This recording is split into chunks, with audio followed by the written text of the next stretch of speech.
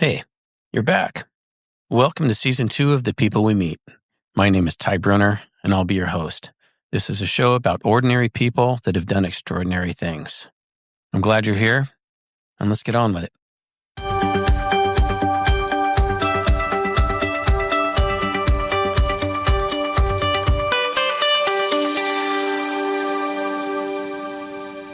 Hello, and welcome to another episode of The People We Meet.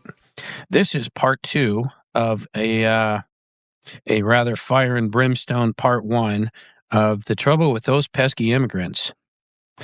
So take a deep breath. Now that we've walked through the history, the hypocrisy, the fear and the facts, all the things that we keep getting wrong, it's time to talk about the part nobody ever seems to understand, how the immigration system actually works. Because if there's one thing I've learned doing this show, it's that most of the people screaming the loudest about the border have absolutely no idea what the process is, what the law says, or what the reality for the people is going through it. So today, we're bringing back somebody who does. He's been on the show before, one of our most downloaded episodes, actually, because he breaks down immigration law like a human being instead of a robot. He cuts through the noise, the myths, the political theater, and he tells the truth based on what he sees every single day in the courtroom, detention centers, and consultation rooms. He's an immigration attorney who actually lives this stuff, not just comments on it from a bar stool. So let's get into it. Let's talk about what's real, what's bullshit, and what America needs to know if we're ever going to break this cycle. On the show today is attorney Sam Smith. Counselor, welcome back. Thank you so much for having me. I appreciate being back. So we covered a fair amount of material the last time that we spoke. I've got a lot of things have changed since then, and I thought it would be prudent to revisit because I figured you might have some more to share. It is hard to believe that it's only been about a year since we last talked. True enough. Yeah. Well, I've got a load of questions for you, so if you're ready, I'm going to fire one off. Yeah, let's jump right into it. All right. So let's start simple. What is the biggest thing Americans think they understand about immigration law and that they absolutely don't? Yeah, I think that Americans generally think that the immigration system is a lot more forgiving, is a lot more welcoming than it actually is. Oftentimes when I hear immigration opponents talk about our immigration system, they describe a system more like what I wish it would be. The last time we had major immigration reform was about 3 decades ago. And it's kind of referred to as the criminalization of immigration law. It introduced a lot of these bars and barriers for people accessing permanent status in the United States, especially through family. So, for instance, one thing that people oftentimes think is that if you have a U.S. citizen child or if you U.S. citizen spouse, you have a direct path to residency, it's no problem. And in some cases, that might be true. But oftentimes, even with U.S. citizen family members, many of them, you might not have any pathway to residency in the United States, at least not without departing the United States for a decade. We have these things called, unlawful presence bars. So if someone's been here without status and they need to leave the country in order to process for their residency, if they've been here for more than a year without status, they can't come back for 10 years. And that was under the Clinton administration, is that correct? Yeah, that's correct. Yeah. And so the issues we're talking about today, I want to be really clear. We're going to focus a lot on this current presidential administration, but these are issues and problems that have been planted and cultivated and ignored by administrations across the political spectrum. And so these bars we're talking about, it used to be that if someone entered without inspection, meaning they just crossed the border, didn't have any contact with immigration, it's an unlawful entry. It used to be that if they got married to a U.S. citizen, they would have to consular process, meaning they'd have to go back to their home country, go to an interview at an embassy, but there was no bars. So you get married to a U.S. citizen, you can leave, there's no issue to returning. At this point, maybe you enter on a visitor visa. You stay for a year beyond you were allowed to stay on that visa. Get married to a U.S. citizen, maybe have a couple kids.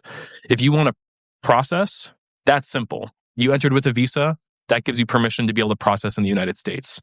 If you enter without inspection, like we talked about before, you are required to return. But if you overstay for that year, you have that 10-year bar to returning. And so for a lot of people, they might have an attenuated process to residency, but that involves either being separated from their family for 10 years or relocating their entire family, many of whom don't have any connection to whatever home country they're returning to.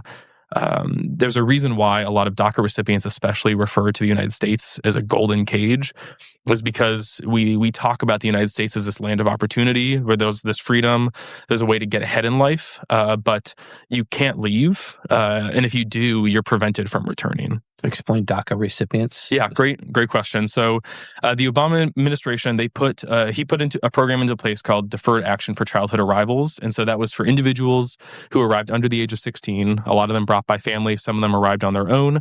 And it created a pathway for them to get what we call deferred action, which is essentially the government saying that we're not going to try to remove you. We're not going to try to deport you from the United States. And while you have deferred action, you can get a work permit. You can go to school, you can participate in life in a lot of ways we would want people to be able to participate. That program has been under attack pretty much since it was created, but somewhat unbelievably to me, it's hard to believe that it still currently exists in that current state. They're not accepting new applications, but those who have DACA are able to maintain it and renew it. And so it is a temporary program for childhood arrivals to be able to remain here in the United States. Got it. So explain to people how hard it actually is to come here legally. What are the real steps, the wait times, the bottlenecks? Mm-hmm. Because I know that has changed dramatically recently, but it became increasingly difficult over the years, right? Yeah, I'd say we set certain quotas for our family-based immigration. So actually, let me take a step back. When we're talking about getting permanent status here in the United States, there are 4 main ways in which that can happen. One is through family. The other are what we call humanitarian forms of immigration. There's employment-based immigration, and then there's the diversity visa or the visa lottery. So, go. Wow. And does U.S. military service, is that considered employee-based? So it is possible to expedite certain processes and maybe get a little bit of preferential treatment when going through the immigration process if you are a service member, but it is no longer possible for non-residents and non-citizens to be able to join the military. And so at this point, there is no pathway for someone who is not already a permanent resident, not already a citizen, to join the military. Okay. And that changed because I served with several guys that weren't citizens at the time of the enlistment, but became citizens later. Yeah. So that changed, I believe, you might want to fact check me on this, but during the Obama administration, I believe it's called the MAVNI program that went away. And so you could have been here, without any form of status and be able to enlist in the military to get pathway to residency. But yeah, that no longer exists. Okay. All right, sorry about this. So we were talking about the real steps and the wait times and the bottlenecks and whatnot. Yeah. So, I mean, if we're talking about family-based processing, we set quotas, a certain number of visas. And so when we talk about visas in the family-based process, that really talking about residency, talking about a pathway to citizenship. So we set a total number of visas per year for different categories. And so if you have a U.S. citizen family member, you are their spouse, you are their parent, we call those immediate relatives. If you're the unmarried child of a U.S. citizen under the age of 21, you are an immediate relative. We have no visa caps there. That is unlimited. Every other family-based process that allows people to get residency has some sort of cap to it. So, for instance, if we talk about siblings of U.S. citizens, you can petition for your sibling. You can, when we say petition, it's asking them to get residency, whether overseas or they're here in the United States. But right now, the government is processing cases that were filed around 2001. Maybe it's advanced a little bit, but it's in the early 2000s. And so when I say that, people are like, oh, wow, it's backlogged like 22, 23, 24 years. And realistically, it's a few to several decades, because every single year that we've had these quotas, really from what we're talking about, the early 2000s, we have exceeded our visa caps every year, except for 2020 during COVID. And so in those situations, it's not just, hey, we're processing cases from back then and we're moving forward one day at a time. It is, how many applications were filed that day? How many are we working through? And so there's different wait times for adult children of U.S. citizens or for spouses of permanent residents, but all of those have visa caps and some level of backlog that is preventing them from being able to access residency immediately in the United States, whether they're here or applying for them overseas. And nobody, regardless of the path, contrary to popular belief, nobody gets chance to jump to the front of the line. Yeah, I think that a lot of people would like to have that option, and many people like to pay for it. There are some spots in employment-based immigration, and let me be very honest. When we start talking about employment-based immigration, this is going outside my remit. This is not in my lane, but there are certain forms of employment-based immigration where it's possible to pay for expedited processing. But usually those are types of visas that don't have numerical caps, but it's based on some sort of exceptional ability or investment in the United States. And what was, I should know this. So what's there was just a hefty price tag that was put on certain types of visas by the Trump administration. It's like $100,000 or...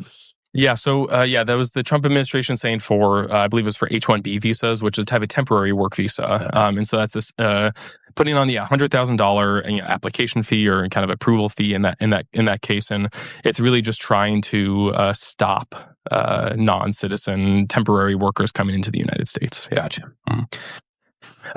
And if I can continue, sorry. Please. Yes. So talking about the different pathways. So we have this family process. In some ways, it can be straightforward, but there are many people who have U.S. citizen family members that effectively have no real shot at being able to get residency in the United States. I've talked to dozens, if not hundreds of people in my career where they're saying, maybe they're 40, 50, 60 years old, and they say, I want to file for my brother. I want to file for my adult sister. Mm-hmm. And I have to have the conversation where it's like, you can submit that application. We can start that process, but it is likely that neither of you will be alive by the time it is approved. And there are ways in which, we are limited in the way I think that we would traditionally the United States considers a family unit as well. When we're talking about family-based processing, we're really only talking about parents, children, and siblings.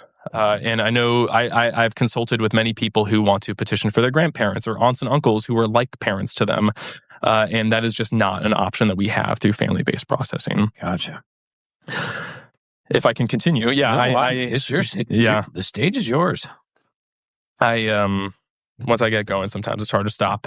So I also mentioned humanitarian forms of immigration. I know one of those is asylum, and we're going to get to that later, so I'll kind of hold off on that for a bit. Sure. But there are other options that were made available for humanitarian reasons, because we want to make sure that people are not marginalized or harmed in ways that they're not able to then find some sort of stability or escape from that situation. So, for instance, we have immigration pathways for people who are survivors of domestic violence or other serious crimes, who are survivors of human trafficking, either labor or sex trafficking. Some of those processes are relatively, I hesitate to say straightforward, because it's incredibly difficult having to bear your soul, your life to an immigration officer on paper, oftentimes talking about the most traumatic instances of your life. Well, I was going to ask you about that, because what is there some way to substantiate that? Because if somebody wanted to come over and get in the United States bad enough, they would concoct any story to do it. Yeah. And I'd say it is certainly, it's a balance that traditionally in immigration law they're trying to strike, because we want to make sure that we're not preventing people with meritorious claims who maybe don't have really strong hard evidence from, being able to access these programs. But at the same time, we want to make sure that, it's only people who qualify. And so it's best if you have police reports, or if you have medical records of abuse, or there's some court case related to either trafficking or harm that was done to you. But thankfully, I would say the law recognizes that if someone's in an abusive relationship, they're not generally going to be having access to the sort of records that we'd be wanting. So, for instance, if you're trying to apply for protection under the Violence Against Women Act, you have to show that your abuser, that the perpetrator was a U.S. citizen or permanent resident. And it's going to be very hard sometimes to be able to have their birth certificate, because they are probably going to be incredibly controlling, and it's a risky situation to try to get that sort of evidence. But they allow for other forms of evidence. So if you have your marriage certificate and it lists on there that their birthplace was, Spokane, Washington, that's something that they can consider. And really they would at that point consider the totality of the circumstances. And so, this is kind of timely. This week, I was consulting with an individual who I believe, and I would argue has a very clear and good claim under the Violence Against Women Act. But unfortunately for that, it either requires battery or extreme cruelty. And this person was never physically harmed. Mm-hmm. Their admission, they were never hit. Hair was never pulled, nothing like that. But from everything that they have told me and from the corroborating evidence I have seen, they were subjected to extreme cruelty.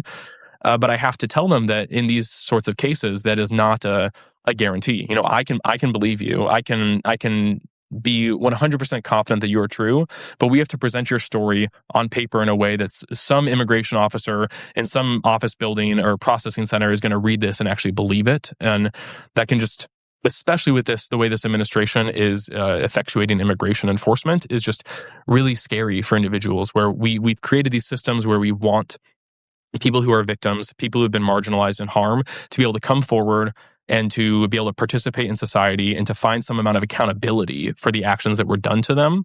But then now, in order to do so, they have to give their information. They have to give, addresses. They have to give, the schools their children go to immigration. And so I've talked with multiple people in the last year that have not wanted to move forward with cases that I do believe are meritorious cases that would have a high chance of success, because of that fear and that risk. And I can't say that they're acting unreasonably. Understood. Let's see. Can you now? I know this is kind of review because we did talk about this once before, but I think this is it's valuable enough that it's worth revisiting. Can you break down the difference between asylum, refugee status, visas, and illegal entry in plain English? Yeah, for sure. So I'll start with refugee and refugee status, asylum status, or if you're a refugee or an asylee. To some degree, those two statuses, those two processes have the same definition. So you have to prove that you were harmed or that you will be harmed if you return to your home country because of certain factors. That can be because of someone's race, religion, national origin, social group, or political opinion. It is only if it's on the basis of those 5 things. So, I have talked with multiple people, for instance, from the country of Haiti, that is in complete breakdown. There is gang violence and the lack of government control over so many basic functions of life. Unfortunately, I can talk to someone and I can 100% believe that they are at risk, that they will likely be harmed or killed if they return back to Haiti. But because the harm is generalized, there's not a specific purpose or reason behind it, they would not necessarily have a clear asylum case. This might be different if they're politically active and they're being targeted for those beliefs, but the general person that I'm talking to, that's going to be really hard to prove. Okay. And so refugee or asylee, it's because of persecution, serious harm, and for those particular reasons. If we're talking about visas, this is where it gets a little confusing as well, is because I remember trying to sort through this last time. Because we can talk about, I think the clearest way to go about it is we're talking either about immigrant or non-immigrant visas, which is kind of confusing because if we're saying immigrant visa, we're essentially talking about permanent residency or a pathway to citizenship. So if someone is applying for an immigrant visa, that would be maybe I have a spouse overseas and I'm trying to apply for them to come here.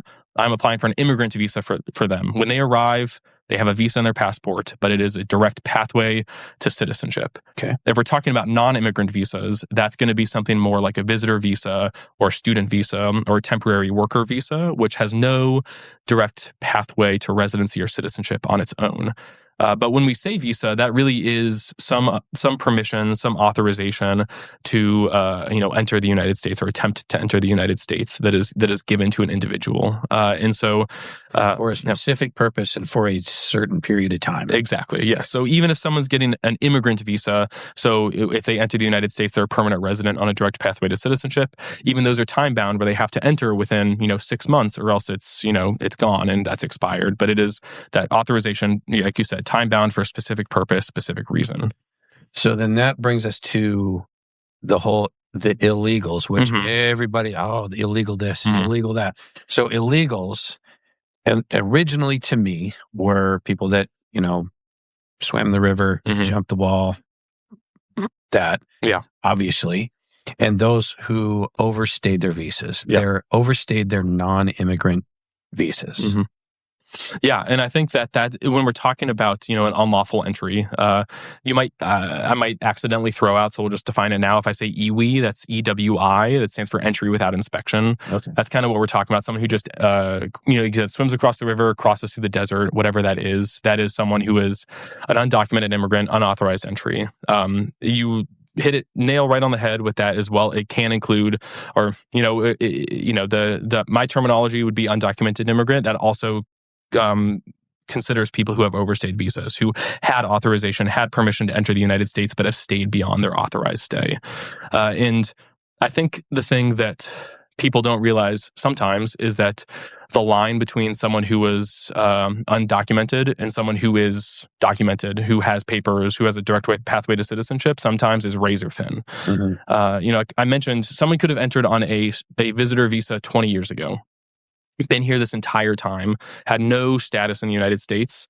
And if they are married to a U.S. citizen now, they fall in love with someone at work or just in their community, arguably it's a relatively straightforward path to be able to get residency for them, to be able to process with them here in the United States, getting on a direct pathway to citizenship. Mm-hmm. Now, every case is incredibly fact dependent. There's so many people I talk to that on their face seems like it's a direct pathway, and then there's some roadblock, there's some wall in our way. But I think that when we're talking about undocumented immigrants, I also just want to take a moment to speak, as we're talking about, I think what the best estimates are somewhere around 13 million people in our communities. And many people are recent arrivals, maybe in the last decade. But we also have people who have been here for several decades, people who have entire lives here, who own businesses, who are pillars of their community.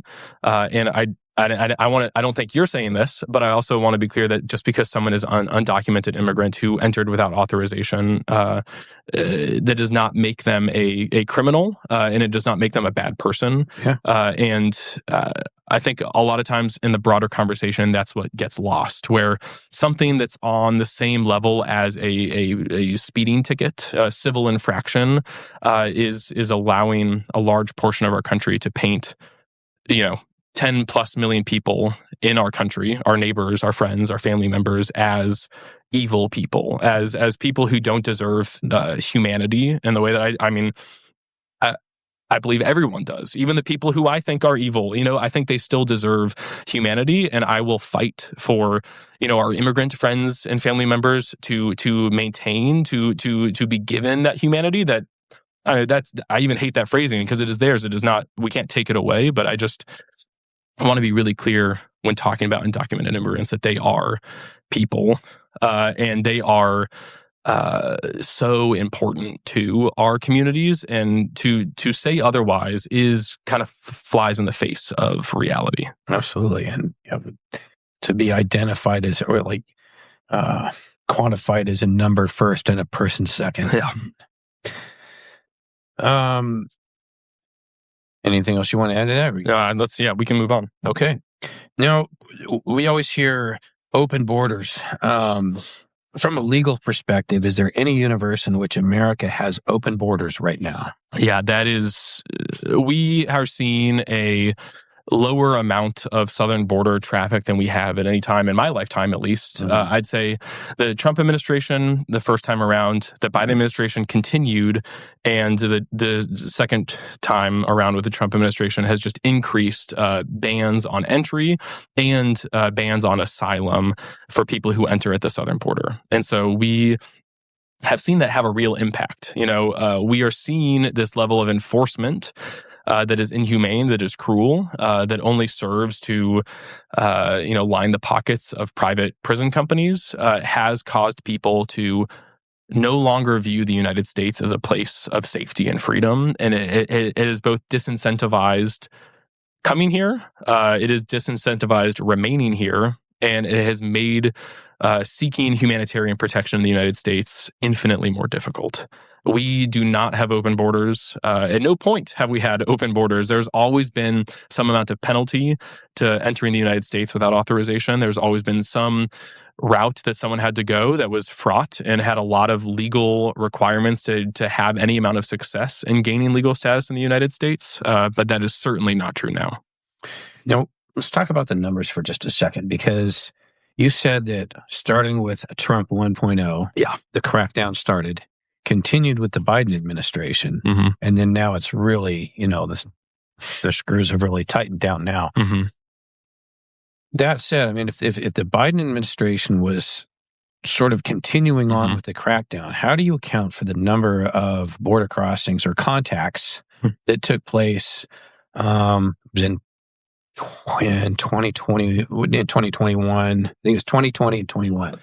Yeah, and I'd say the patterns of migration, especially from Central and South America, I mean, these have been patterns that have been building for a couple of decades now. We really started to see this at the very beginning of it, the late 80s, early 90s. But this is something that has continued to build, and there has been a continued, consistent, head in the sand attitude from both parties in terms of how we're going to deal with this or respond to these patterns of migration. I'd say a lot of the issues that we saw, because we talked about these high levels of contacts, which is true and fair. It's also because we are seeing a destabilization of countries in our region, both with a rising authoritarianism, a rising level of gang violence that is oftentimes armed by U.S. guns, and it is fueled by a United States demand for illegal drugs that are being created in those countries. And so there are these rising contacts that we just have not responded to or prepared. We have these people, families, children, individuals, adults who are just saying, I cannot find safety in my home and I need to go somewhere safer and better.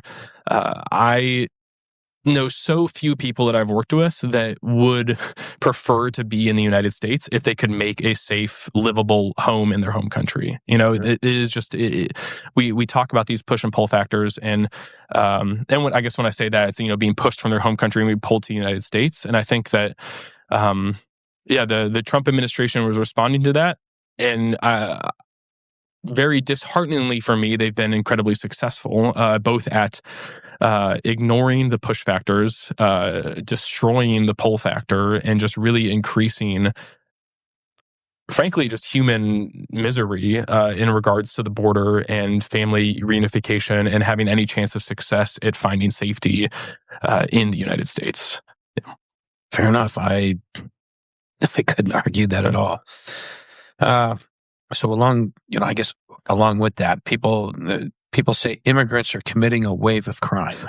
Yeah. And you actually see the data. What's the truth? I mean, we know data has shown, study after study has shown that immigrants commit crimes at rates lower than U.S.-born Americans. And that's not to say that there are no immigrants who are ever going to commit crimes. We know that happens. But in the same way that I would hope that we can all still agree that, we don't believe in collective punishment. That doesn't, just because one immigrant or one person of whatever characteristic, one Afghan commits a heinous crime that, should not have happened and is a travesty, that does not mean that we should be painting with a broad brush about a population of people. Absolutely. And I think it produces the outcry that it has because it's been shouted about so loudly. And, it's like, it's disheartening when something like that, I mean, it's disheartening no matter what. Yeah.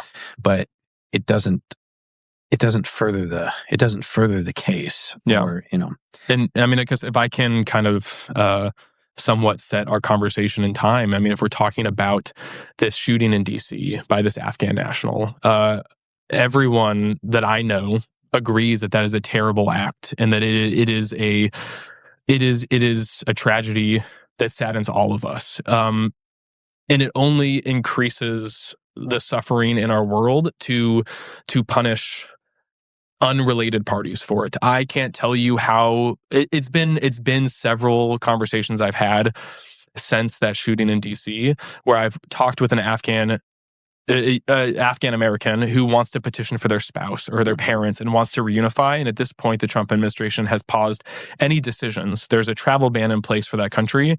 And they come at me with these questions of like, it is one person. Like, why is my whole community, why am I being punished for this? And it is it's an undeniable fact of reality that there will be people who want to harm other people and want to, violate our societal norms. And I think we should be trying to build systems and creating a reality in which that happens as little as possible.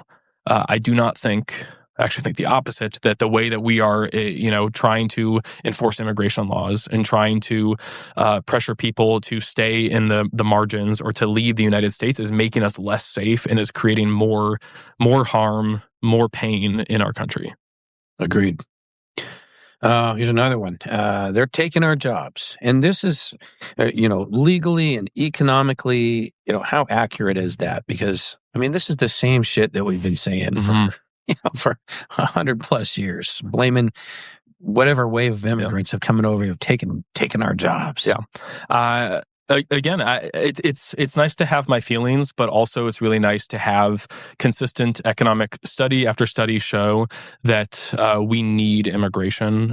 From a demographic perspective, from an economic perspective, the largest percentage of job that exists within my client base is a caretaker. If you took away immigrants in our communities, there would not be enough non-workers, U.S. non-workers, to be able to fill these caretaking roles. And that's not even considering service workers and farm workers and construction workers that they are filling roles that many people do not want to fill, but also just that we don't have the numbers to fill. We are losing population without immigration. The economic impact of immigration is only positive. And I'm not trying to say that there's no limit to that. At some point, we might hit some cap where all of a sudden it becomes a difficult situation.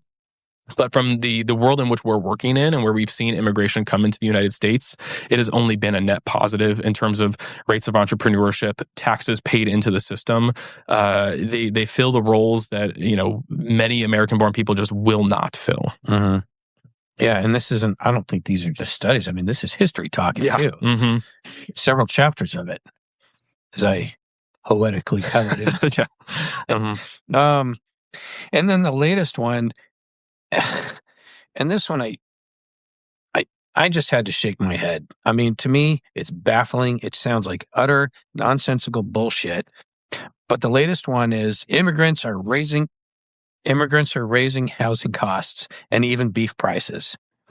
And I would love for you to explain how absurd that claim actually is, or is there any validity behind it?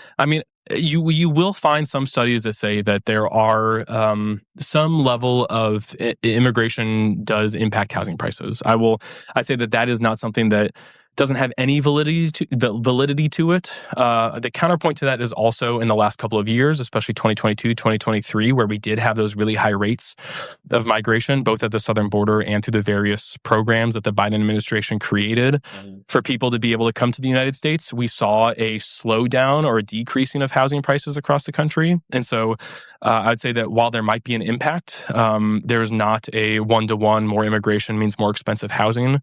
We also see immigrants tend to move into more depressed areas of towns, of cities, of regions, and kind of play a revitalizing role. And so it is also, you mentioned beef prices. I can't tell you what would happen to beef prices if all of a sudden we lost a lot of our meat processors that exist in our immigration system. And that's in the labor force. But they're not, number one, like with the housing. Yeah. I find it difficult to believe that, people are coming over here with enough pocket money to buy a house. I just highly unlikely. And number two, the claim was that they're, crossing the borders with their diseased cattle and infecting. Yeah, that's come on. That's ridiculous. Yeah, and honestly, and this is straying a little bit outside of my bounds, but if we're worried about, disease in our agriculture, especially our cattle and our animals that we're raising for food or for whatever reason in the United States, we should be focusing more on oversight of those factory farms that are making sure that they're upholding health standards and making sure that the food that's being produced for the United States is healthy and good for us. And I feel like that is something that is being walked away from by this administration. They're saying one thing in a way that kind of scores them points with the anti-immigrant crowd. And almost all of their actions otherwise are really undercutting those claims. Okay. And that's kind of what I thought. So kind of changing gears a little bit, what does the process actually look like for somebody arriving at the border seeking asylum? So, walk us through it from the moment they arrive. Yeah. And so I can tell you historically what that's like. I can also tell you what that's like now. Please. And so I'll start with now. Essentially, asylum at the southern border is functionally dead. The bans that have been put in place over the last couple of administrations, only strengthened during Trump 2.0, have made it so that he's declared there to be an invasion. And because of this invasion, there's no way to come to the southern border and claim asylum. And so realistically, if someone wants to try to enter the United States, they might be able to apply for some level of protection. We have other forms that exist outside of asylum, which it could be a whole other episode on its own. But they're not pathways to residency. They're not pathways to citizenship. They're not permanent statuses, especially with the way this administration is pursuing third country removals. And so in the recent past, if someone was coming to the United States to claim asylum, there's kind of two ways you could do it at the southern border. One is approaching at a port of entry. So you could, like at a foot crossing between San Ysidro and Tijuana, like by San Diego, you could approach at a port of entry and say, I'm claiming asylum. You're just immediately presenting yourself to a border official. A lot of other individuals, they would just cross the river, cross the desert. And some people, they would cross and they would try to evade immigration. I can't deny that. But a large number of individuals would cross and immediately flag down and try to find border officials because they're trying to seek some amount of stability and honestly try to follow the system, try to follow the process in the United States. Once they've contacted officials, they are supposed to have, within a week, what's something called a credible fear interview. During that time, they might be detained. They might be released and told to check in at an office, wherever their destination is. And I want to stop just for a second and say that the rates of people following through on their check-ins, on their court appearances are incredibly high. The people are worried about people, migrants crossing the border. And then they hide out. And those who are contacted by immigration who are in the system, their rates of attendance at what they need to attend are incredibly high. I have seen that be impacted recently, but that is because of the arbitrary detentions that are happening, both at check-ins with immigration officials and court hearings. And so really the level of enforcement is counterproductive to what we want. People are scared, man. Yeah. And you can't blame them. I would be terrified too. And but so someone's scheduled for the credible fear interview. And in that situation, they're being talked to by an official and they're just trying to hear someone's story for why, assuming they fear returning to their home country, why they fear returning. At that point, it is really trying to determine, do we believe them? Like, is it a legitimate reason to fear returning? If they pass that, then they're scheduled for a court hearing. And again, some individuals could be detained if they do have some prior immigration violations or criminal history. Sometimes it's kind of for whatever reason. We tend to see it a lot with young men, where it seems arbitrary, where they get detained. Others, they are essentially they have some place where they're going. Could be Spokane, Washington, and then they're set for a check-in date with ICE and a court hearing with the Department of Justice. And then at that point, it really just is keeping in touch with those immigration officials, following through with the system, going to your court hearings, trying to find an attorney, because the asylum process is almost impossible to win without an attorney unless you have the most clear-cut case. But unfortunately, attorneys cost money. Attorneys cost money, or at Manzanita House where I work, we're able to provide those services free of charge, but that makes our capacity very limited, because of grants and funding that we have. And we face across the country, but especially in Central and Eastern Washington, we face a generational lack of investment in legal services broadly, but also especially with immigration.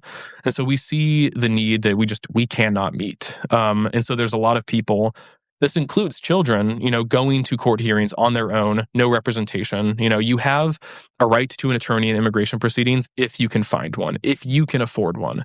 There is no government attorney that will be provided to you. And so you will see instances where there will be 2, 3, 4-year-olds who are in court facing a judge, facing a government attorney, and they're expected to try to establish that they should have eligibility to remain in the United States. Like it is a farce in those situations, and in many others, I would argue. Yeah. Well, it's funny because the next question is, what's something you see in the system that would shock the average American? And the image of a 2, 3, or 4-year-old arguing to a judge why they should be allowed to stay in America, I find shocking. Yeah, and you can guess that the outcomes are not favorable to the youth. Yeah, No, probably not. Mm-hmm. Aside from that, what else?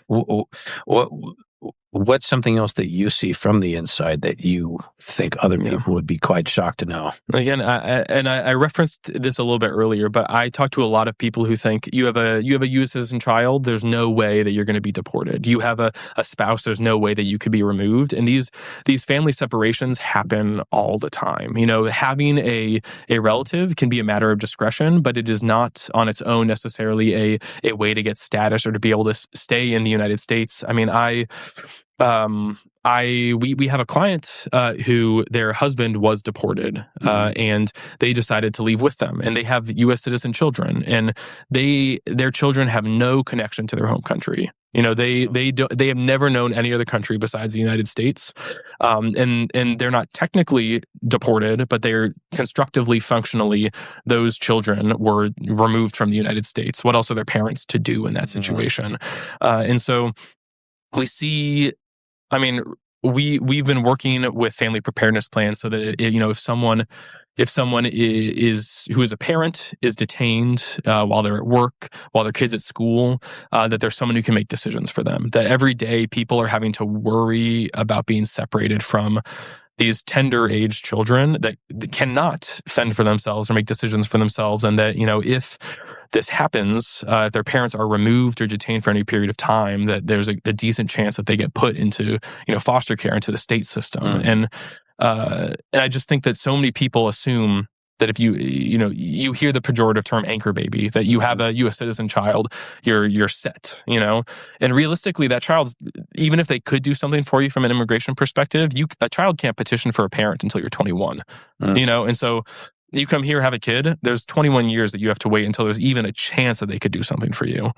And so these family separations, they're not just common, they're built into the system. It's almost not even a real thing. Yeah, I mean, I've had so few instances where something like that has happened and been successful at helping their parent out. I'm not saying it doesn't happen, but at the same time, it's more and more rare to see people who have been around for 20 years and who haven't been able to normalize their status or haven't been removed and haven't been deported from the United States. Mm-hmm.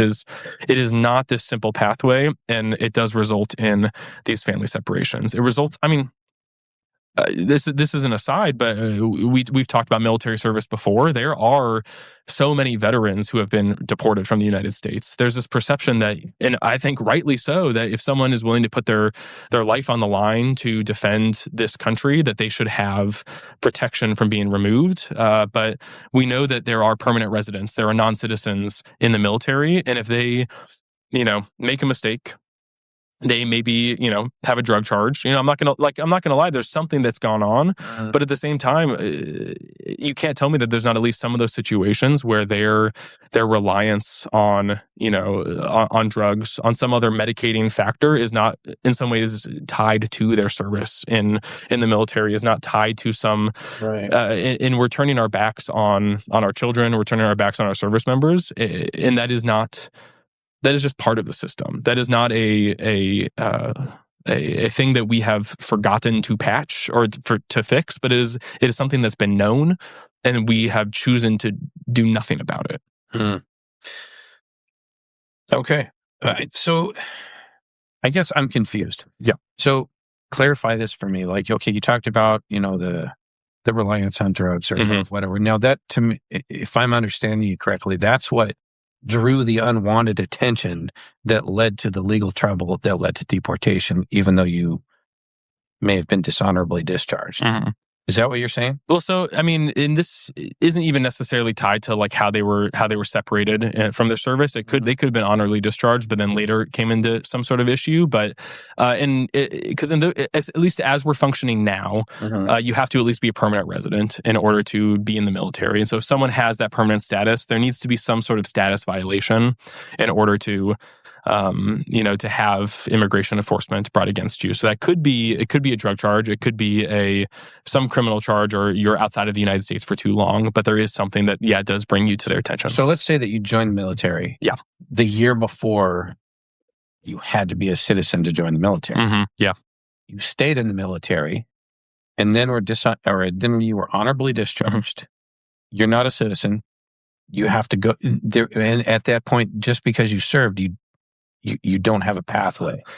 Yeah, and I think the thing that sometimes is hard for people, and this is with immigrants as well, is they will assume that a lot of these things should just kind of happen as a matter of course. Right. That it should automatically happen. But so many processes require active pursuit, and so if you are not kind of prompt on when you need to be pursuing these things, mm-hmm. You might either make things more difficult, or you might lose out on the opportunity to pursue.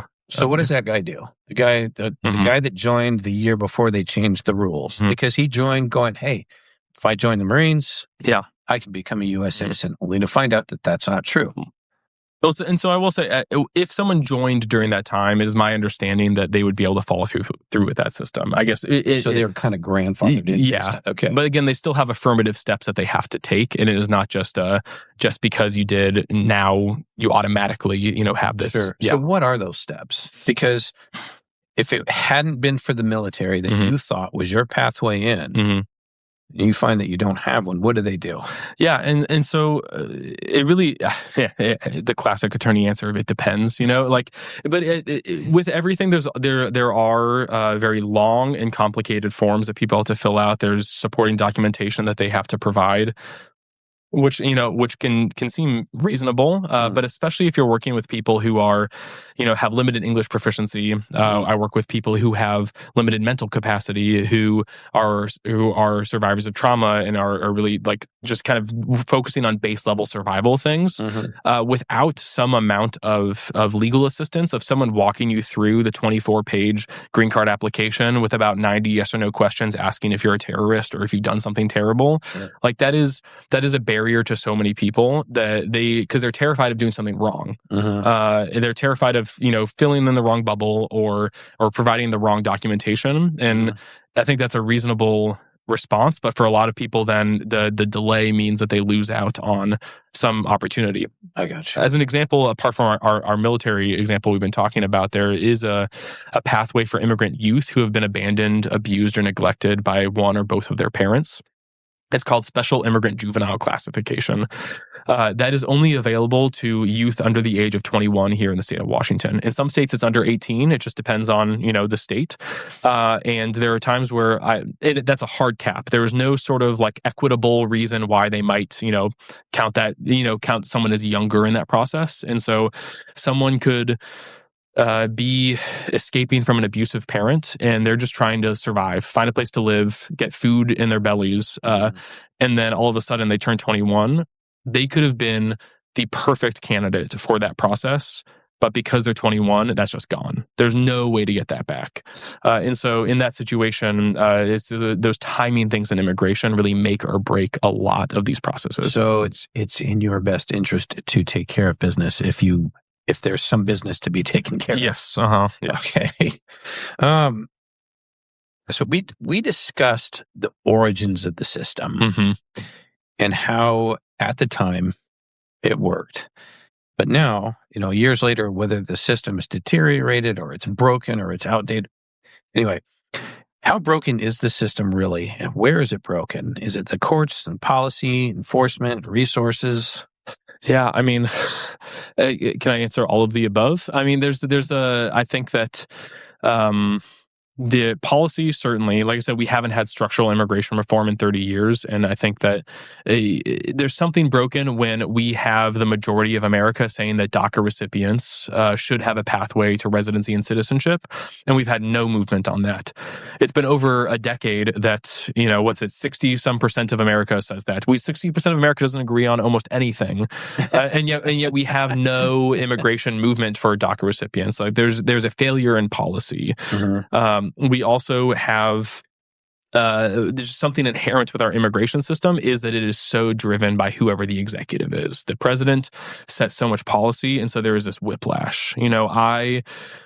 a year ago, I could have a chance of calling up an ICE attorney for a client, like for a case I have in court, and discuss the case with them and say, this is why I think that we should get this case dismissed. My client has these opportunities to get status or to be able to have a pathway to residency. And they say, yeah, why are we in court? That is effectively gone. That is both at the government attorney level. Also, discretion is almost gone for immigration judges. Their ability to set cases how they want to terminate cases if they think it is in the service of either efficiency or justice, that is gone. We mentioned enforcement. I mean, we see mothers being pulled out of cars with their kids still in the car. Like, who is that serving for us to do that? And for the enforcement levels to change on a whim, of just one president says we want 110,000 people in detention, and so now we're going to arrest the lowest hanging fruit. The Obama administration, they had said initially that they wanted to focus on detaining like hardened criminals, people who are actually threats to our communities. And I'll be honest, there's reporting at the time that ICE officials did not like that because those are harder people to detain. It is easier to find someone who is picking up their kid from daycare than it is to find a criminal wherever they are hiding out. And so we have this enforcement right now that is so indiscriminate. There are a lot of people, I've talked to a lot of people who voted for President Trump who, when he said we're going to be going after the criminals, they believed him. Now, I would argue you shouldn't have, but I want to coming out to them in good faith. He's like, you heard what he was saying, you believed him, you wanted safety. I think I'm grateful that I think most of our communities, most of America is coming around to the fact that the way that we are approaching immigration enforcement is not seeking safety. It is not seeking stability. We see that Homeland Security officers who are supposed to be investigating human trafficking are put on these routine detention runs. These broad sweeps that are indiscriminate and just kind of going for whoever. We see DEA agents and FBI agents taken off of their normal jobs to engage in immigration enforcement, and I think that that's a problem with this administration, but I also think that is a structural problem, a systemic problem that we have, where we can just play with the rules so easily, and there's no real responsive way to deal with that. So while the system may have been broken in one way a couple of years ago or 11 months ago, it's broken in a whole new way now. Yes, that is 100% true. And I think the thing that's especially difficult about immigration is that everyone agrees that it's broken.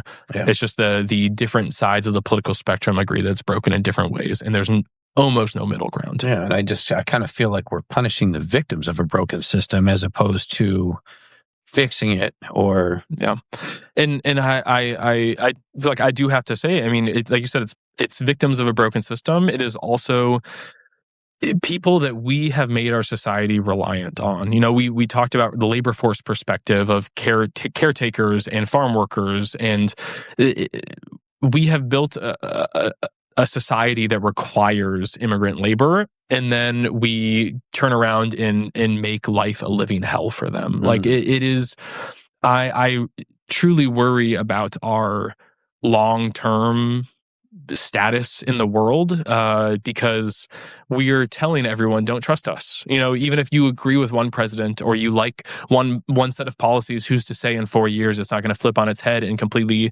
destroy? I mean, we see the way that the Trump administration is reacting to and talking about Afghans, for instance. And we spent 20 years telling Afghan nationals, help us, we will get your back in the end. And I would say we have done that to some degree. I'd say we failed to some degree, but I'd say it is an utter failing now, the way that we are just painting an entire nationality with a broad brush. But also strategically, what are we telling any other nationality of whatever foreign war in the future we get involved with to say, don't trust us? Like, we're going to turn our backs on you. Why would you want to work with the United States? Yeah. I mean, I would think that if you're a Korean, if you came over here from Korea and all of a sudden it's in the news that that somebody from Korea committed a crime in the United States. Now all of a sudden we turn the guns on Korea. Yeah, it's on Koreans. Everything just feels so short-sighted. Yes. So I've heard the term "follow the money," whether it's conspiracy theories or whatever. But who benefits from the dysfunction that all of this causes? Because somebody, some way, somehow, somebody's benefiting from this mess. Yeah, I think first and foremost, I think that we will spend the next few decades figuring that out. I think that there's levels of corruption and levels of bad dealing that I think that we don't know. But I will say plainly, it is really clear that I do know is that private prison groups are benefiting greatly. When we talk about wanting to more than double the number of beds in immigration detention, that is benefiting private prison corporations that run immigration detention centers. When President Trump won his election, their stocks went sky high because everyone knew that that's what's going to happen.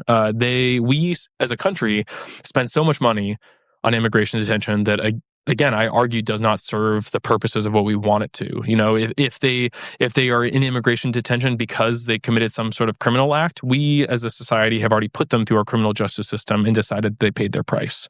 There are many people who are in there for mere status violations or for just going through the process and are now who are being detained for the sake of detention. You know, there's a story in Spokane out of June where these two youth were detained at a routine ICE check-in. They did not have criminal history. They were going through the system. They were going to a check-in. They were told to go to an ICE office, and they went because that's what you were supposed to do, and they were detained. And there's no reason for that. And what that is doing is putting, I don't know, probably, thousands and thousands of dollars per person per week in the pockets of these private prison groups. Well, were they detained and released, or were they detained and sent to El Salvador? Yeah, I mean, at least with these individuals, we do know that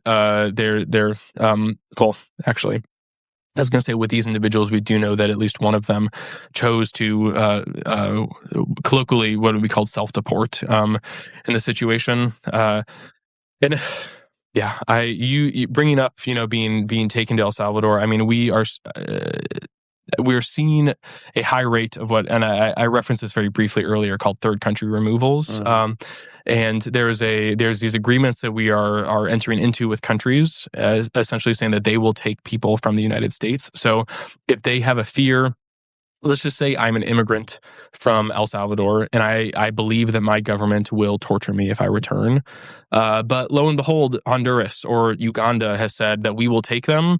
Then we can and have been removing people to these countries that they have no connection to, no tie to, and they say that they will give them a fair shake at the asylum process or for some form of humanitarian protection. But to be frank, don't trust this government to have done the due diligence to make sure that's actually happening, and is a severe threat to due process because these removals are happening at a moment's notice. If someone doesn't have an attorney on retainer to file a habeas case that's going to stop their removal from the United States, they're going to be removed, and it's just a really. As a legal practitioner, it's incredibly frustrating, just on a technical basis, but it's also just so disheartening. Just as someone who grew up in the United States and know that what our role was, the values that we said we had, and it just feels like we've abdicated those so quickly. Yeah, I agree. So what's a reform that you would actually make? Let me try again. Yeah. What's one reform that would actually make a difference tomorrow if we had the political will to do it? Yeah, I think there's a couple things. One would be getting rid of those bars that I talked about. I've consulted with, I don't know, several dozen people who would be on a pathway to citizenship if they could just depart and consular process of their home country. These are people who have no criminal history. They've been here for several years, decades plus. They're married to a U.S. citizen. They could have a stable life if they're just able to go back and process to the embassy. So if we got rid of those bars, there are hundreds of thousands, if not millions of people that would be able to normalize their status the way that we want to. Perfect sense. And it's not even like practically, we'd get a lot more filing fees too. If we're just talking about like there's these things that like it is a simple change. It is also a return to how it used to be. We also used to have something, we still do technically, it's called the green card through registry. And it was the idea that if someone was here for about 20 years and they were otherwise qualified, they could just apply for residency. And this was something that was regularly updated until about 92. And so in 1992 was the last day that we updated the registry date. And so as of right now, if someone came to me and they've been in the United States since before 1972, we could just apply for a green card. But of course, I have never met someone who has been in the United States for that long who hasn't had some form of status that they were able to get. What is the actual green card? I mean, I've been hearing that term my whole life. Yeah. I don't know what it is. And so that is the physical proof of someone's permanent residency. We call it they're an LPR, a lawful permanent resident. And it's not purely green, but there's a lot of green tones on it. And especially when it got that name, it was on green paper and considered that. Yeah. And so if we would just go back to the registry, I think a lot of people would agree that if someone has been here for 20 years and they have not committed crimes, they are members of our community, they are just living their life with their families, why would we not want them to be full participants in our society? Yeah. I think that is an easy win. And both of these things that I've talked about, I could talk about a lot more structural changes that I think are probably a little bit more radical. But both of these things are returns to what we used to have. We used to have no bars for the unlawful presence. We had an updated registry. These aren't seismic, new, radical things. These are things that we did and at one point agreed were smart, good things for us to do. So you've seen families torn apart, people stuck in limbo, asylum, detained on technicalities. Can you share a story without names that shows the human side that most people don't see? Yeah, I wish that I had just a couple, and I think that right now, the last year I have been so grateful and so pained for like my frontline staff and our team at Manzanita House. So like our administrative assistant, our intake specialist, people who they see people coming in and they are in moments of crisis. A family member was just detained. They were transferred to a different detention center. There are these situations where their entire world, the foundation is crumbling and coming apart. And when we see these detentions, we see them being with oftentimes men who are playing the role as the breadwinner. And so we have people regularly coming to our office who are in tears, who are distraught, who do not know how they're going to provide for themselves and for their children because their spouse has been detained. Detention, which is so bad that people are choosing to return back to countries where they also fear for their life. And that is not a rare instance. I wish I could say that was one time that happened. This happens all the time. I mentioned very briefly as well that we had clients who are applying for asylum, have a legitimate fear of returning to their home country, but are choosing to return because their husband was deported. These are the U.S. citizen children. These are people who have a valid claim to make, an argument to remain in the United States, and they are choosing to give up their community and their life here so that they can stay together as a family. You mentioned family separations. I think that it can be not just as, but it can still be incredibly traumatic to fight to keep your family together. And these are decisions that so many people like you and I, hopefully will never have to make in our lives. And I think that if you really treat these people, as humans with families and with feeling and with the joy and pain that we all live with, the amount of anxiety and stress and terror that we're putting people through is... I can't even imagine. Yeah. When people talk about invasion or poisoning the blood or they don't belong here, how does that land with the clients that you work with every day? Yeah, a lot of the clients that I work with, to some degree, they kind of keep their head. They're just like, I need to do what I need to do. And so there are plenty that I work with where they have strong feelings and we talk about it. There's also some where just like, I don't want to make any waves because I don't want to mess up what I have going for me. We have a process in place. We have seen this administration respond to political speech in ways that I would argue is unconstitutional. But at the same time, like I talked about earlier with my Afghan clients, just kind of they have this shame that they carry for being where they're from or who they are. Nothing that they've done. But they just assume now if they say that they're from Afghanistan, and if they say that they're from a different country, from Latin America, from Venezuela, that someone is going to immediately put upon them all of these stereotypes, these ideas of invasion, of threat, of a danger to our society. And it makes them live a smaller life. People are changing their daily habits and their routines because of this rhetoric. We know that this country has a history of violence. We've seen this kind of, and I don't think it's unreasonable for people to say like, how am I to know if I'm not going to be in the middle of something that's going to threaten my life? You know, we've seen extremist action, and rhetoric like that only serves to rile that up, and to again, it does not serve public safety or an ordered society. It just serves to make us more divided. Agreed. Now, these are kind of, I guess these are the last couple questions are kind of questions based on your expertise from the inside and projections looking forward. When you look at the last 10 years, what direction are we heading? Compassion, cruelty, chaos? Because I mean, from my seat in the nosebleed section, it's bleak. Yeah.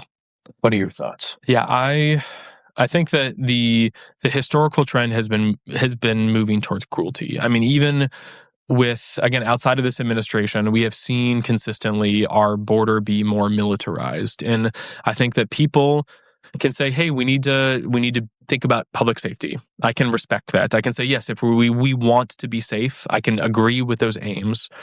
I think it's also really important to identify and to name that the harder we make it to access the United States, the more people will die. We know that people do more dangerous river crossings and desert crossings. We also know that we have systems in place, we have structures and organizations in place that act with cruelty. There are stories out there of Customs and Border Protection finding stashes of water that people put out, and they will destroy them.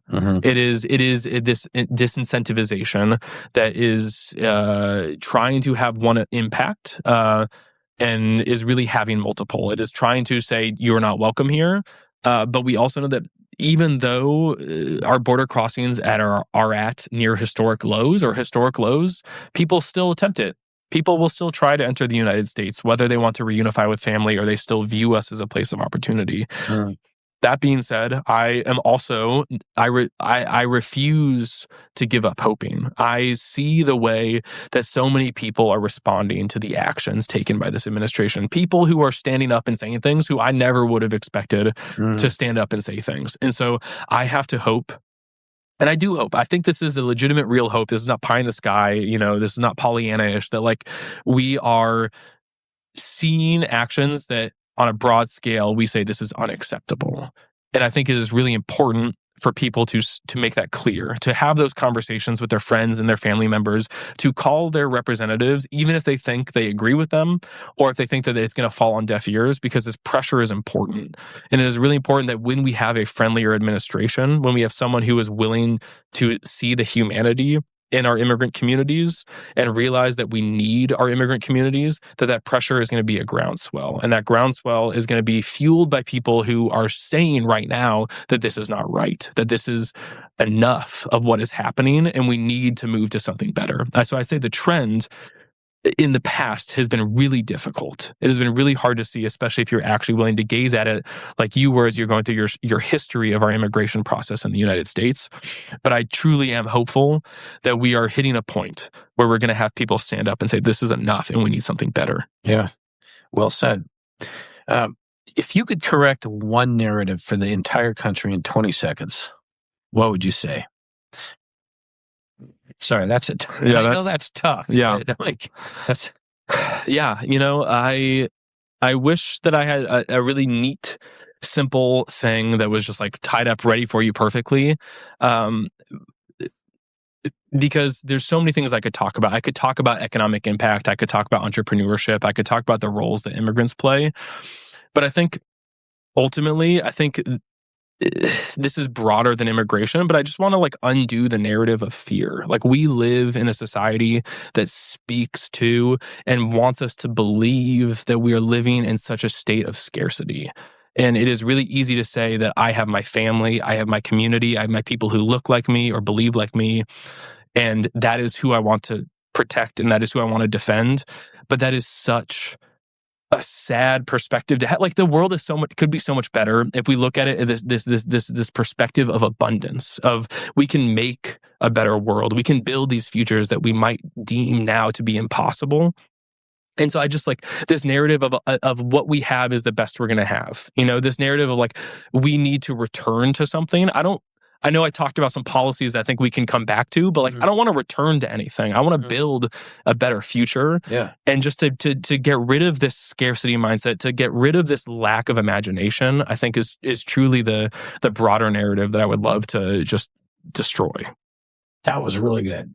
And, I really like, closing on a high note, closing on something positive, closing on something that, it's inspirational and provides a little bit of hope.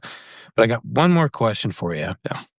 I want to know from your perspective, why does immigration matter? Why should the average American care about getting this right? Yeah, I think that to deny the reality that immigration will happen is to deny human existence. I have a friend who uses the phrase "people migrate," and that if you look at human history across as far back as you want to go, you will see that we as humanity, we will move around, we will find new experiences, we will build new things. And we want to do that right because I want to be a part of building something that is awesome, and I think that having people come to the United States and want to be a part of building something that is awesome, they're adding so many great things, whether it's food, culture, music, art, whatever it is, getting it right. Ultimately it's the world that I want to live in. And if you're thinking about it from a United States perspective, it is the way in which we maintain our role in our world, in our hearts. We will fall by the wayside if we do not embrace immigration in a compassionate and smart way.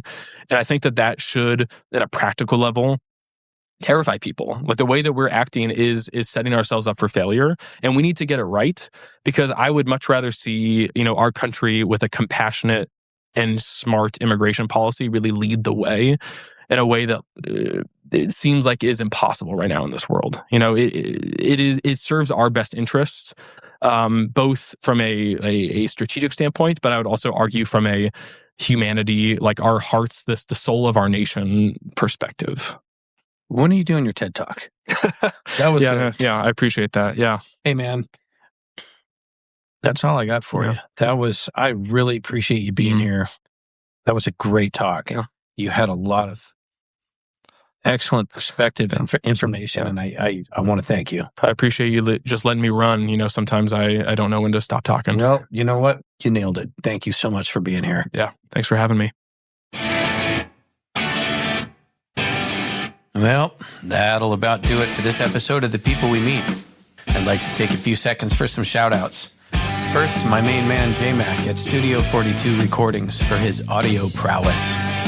Second, to my family for putting up with my recording shit scattered all over the dining room table, and for stopping to talk to random strangers wherever we go. And last, to my listeners. This isn't a big show, so it means a lot to me when somebody rolls up to me and says, "Hey man, when are you going to have out some more shows?"